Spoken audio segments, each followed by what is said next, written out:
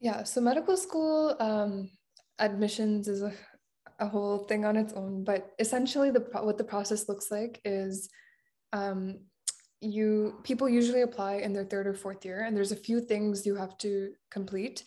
So you have to write the MCAT, which is the Medical College Admission Test, and then they look at the score that you get on that. They look at your GPA in university, um, and uh, they look at reference letters, and then they also will look at your ABS or autobiographical sketch, which is kind of a summary of the activities that you've done, the extracurricular activities you've done, and research and volunteering and all that.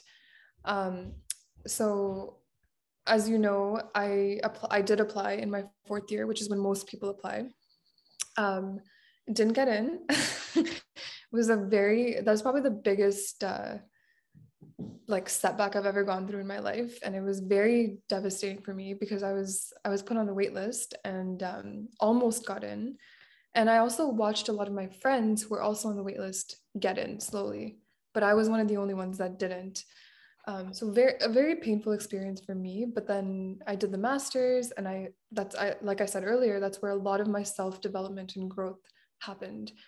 Um, and then I applied again, and now I'm here. So, um, yeah, that's kind of what that process looked like.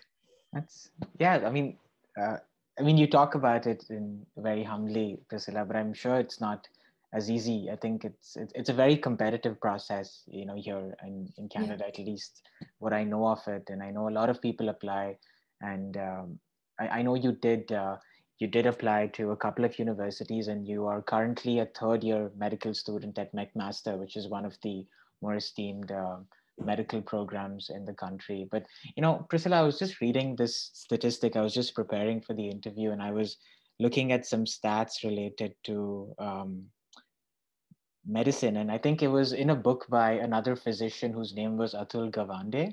And Oh, he, okay.